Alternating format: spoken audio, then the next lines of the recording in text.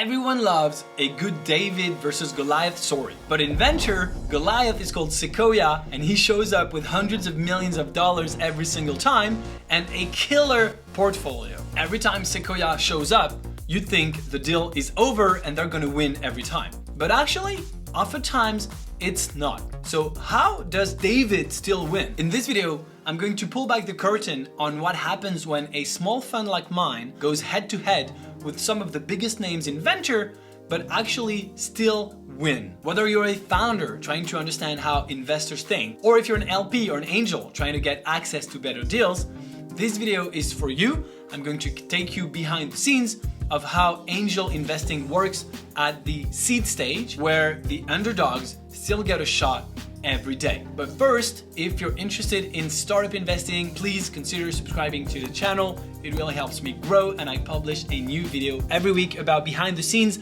of the YC ecosystem and the VC world. Thank you so much in advance. Now, let's be honest. When A16Z shows up, everybody listens. The founder pays attention, and the other investors are scared. Obviously, they did not become household names in ventures randomly. They've backed some, if not most, of the biggest names in startup world for the last 20 years. Those kinds of logos create a gravitational pull. The founders see that and they think, maybe I'll be next. They also manage huge funds. Hundreds of billions of dollars of capital. Look, if there were 15 companies and now there's 150, then if you had a $400 million fund, then maybe you need a $4 billion fund and to do the same deal. And so if they believe in you right now, you have the insurance that they're gonna most likely stick with you until the end and until the IPO. And so again, it sends a very strong signal to the industry. This is a company really worth betting on. It's not only about capital. A16Z, for example, completely redefined what it is to be a VC with their media play. Podcast, Twitter threads, blog, they're everywhere. Sequoia does this as well, by the way, which means both of them know how to shape a narrative. And that narrative really matters. When that company gets Sequoia to invest in them, well, hiring becomes easier. The customers have more faith and more trust in your product. In 2022, for example, both firms invested more in fintech than any other category.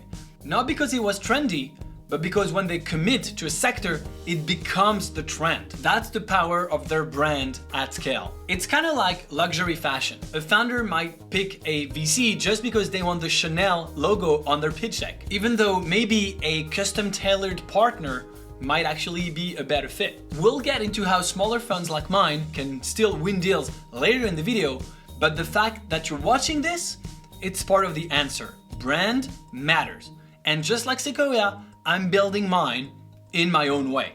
But once the pitch ends and it's time to choose, founders don't always pick the biggest logo.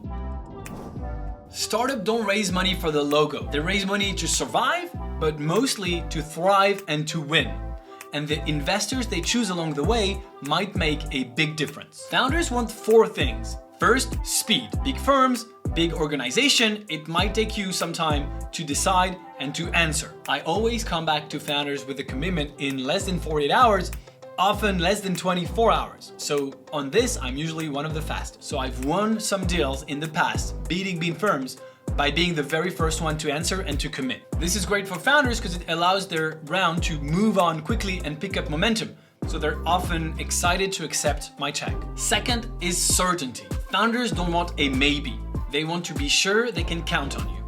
This is where the YC handshake agreement comes in. In the YC world, when we agree on terms, we shake hands on it, whether physically or virtually, and it's considered a done deal, even if the paperwork is not signed. Breaking a handshake agreement is really frowned upon by the YC community, and you know, founders talk. So if you back out of an agreement, everyone's gonna know, and very likely you don't get a second shot. Third is value. Once you've invested, how can you actually help me, the founder? This is extremely important because that's what makes the difference for the startup. If the investor brings me a lot of value, I'm going to be able to move faster and to win bigger. And finally, terms. This is often overlooked, but it's critical. What's the cap on the round? Who's on the cap table? What's my dilution?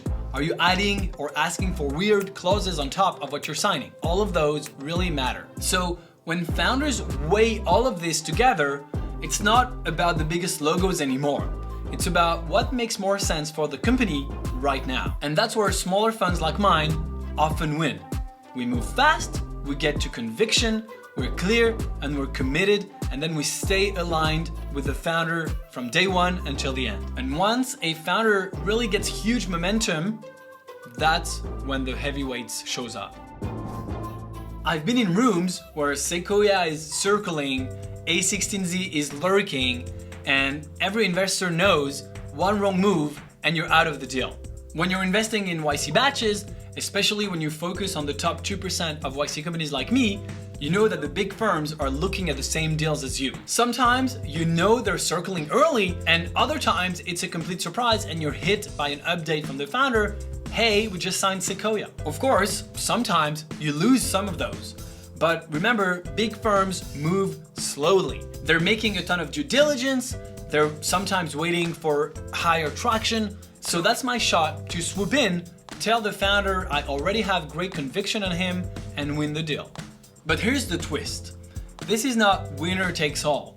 Sometimes there's room for all of us. And so I've co-invested with some of the biggest names in the Valley, like Bessemer, GV, Initialized, in some deals at YC that were some of the hottest, where both of us had room on the cap table. And here's the thing, a lot of those funds have gotten so big that it's become really, really hard for them to generate returns.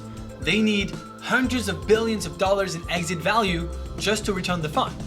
With smaller funds like mine, it's much easier to return funds because the fund is so small, $1 billion exit returns the fund multiple times already.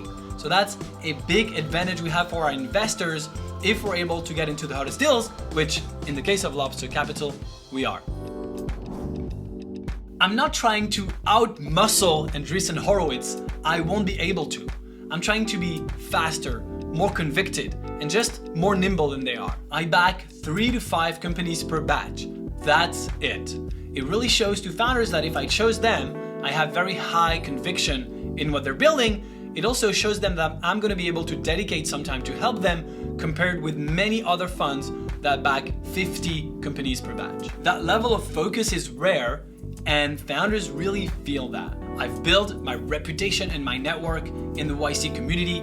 Founders know I'm good for it, the money's coming, and they know I'm going to actually bring a lot of help once I'm an investor. So all of those things and reputation that I've built goes a long way. And for the LPs, this is where the alpha comes from. I'm not a huge fund that comes in after everything's done. I'm getting in early at better terms because I've earned a seat at the table. This is especially interesting because the minimum investment into Sequoia today is around $50 million, and obviously you can get into a fund like Lobster Capital with much smaller checks. Smaller doesn't mean weaker, it means faster. And in a fast-moving market like YC, that's how you win. If you're a founder, don't assume you necessarily need a big logo on your cap table. Of course, having Sequoia might open some doors for you, and if this is the right partner for you, go for it.